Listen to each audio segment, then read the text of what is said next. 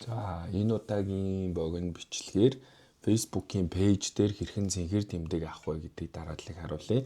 За таны Facebook-ийн пэйж хэрвээ цэнхэр тэмдэг авах шаардлага хангаж байвал шууд болно. Хэрвээ шаардлага хангаагүй хугацаа нараа болоогүй бол та хүлээлгийн жагсаалтанд орно. За хүлээлгийн жагсаалтанд яаж орох вэ гэвэл та пэйж рүүгээ ороод баруун дээд талын 3 цэг дээр дараад дээрээсээ 3 дахьт нь verify your page гэдээ байгаа. За verify your page дээр дарахаар join meta verified waitlist буюу хүлээлгийн жагсаалтанд орно. За би одоо энэ пэйжийг жагсаалтанд оруулчихъя. Орохоос өмнө цэнхэр тэмдэгний 3 давуу талыг та бүхэнд тайлбарлаж өгье.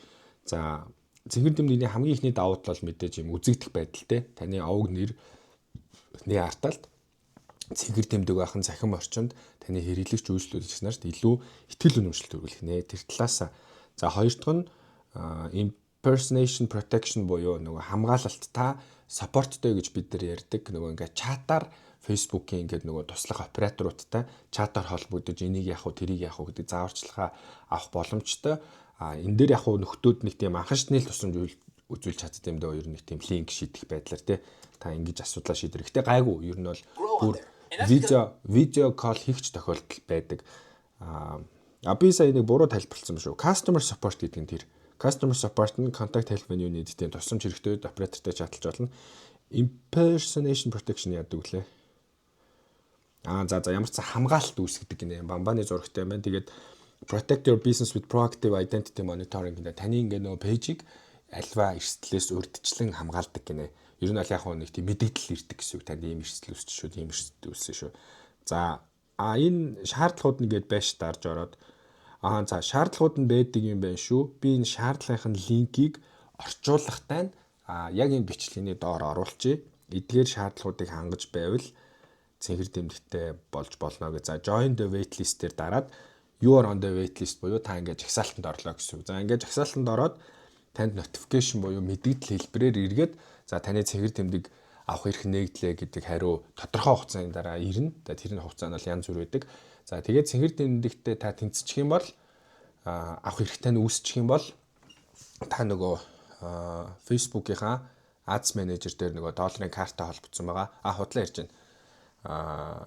App Store дээр та нөгөө бусад нөгөө төлбөртэй аппликейшн авдаг шүү дээ. Тэрнтэй яг адилхан Apple-ийнхаа нөгөө нэг App Store-ийн төлбөрийн шугамар дамжуулаад сар болгон төлбөрөө төлөөд нэрээ төлбөр гэснээс би та бүхэнд одоо жишээлбэл би саяхан өөрийнхөө нөгөө Facebook-ийг эргүүлж олж авчаад буцаад цэнхэр тэмдэгээ нээсэн эхний 1 сар хямдралтай байдаг дандаа. За би хэдэн төгрөгөөр нээснэ та бүхэнд харуулъя. Ер нь бол нэг $7-8 л төлөв яваад байдаг да.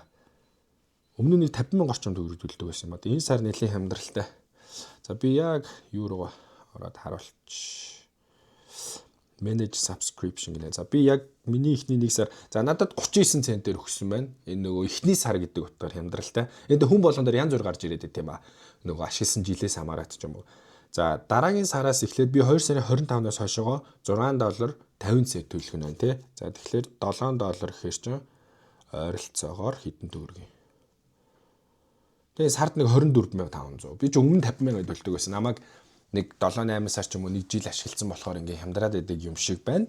Би бол тэгж ойлголоо. Би бол сар цаашаа 24,500 төгрөг төлөөл цэнхэр тэмдэгтэй гэсэн үг байхгүй. Тэгээд энэ онлайнаар ажил хийдэг хүнд бол цэнхэр тэмдэг бол нэлээд тусалцаа үзүүлдэг те. За өөр асуух зүйл байвал комент үлдээгээрэй.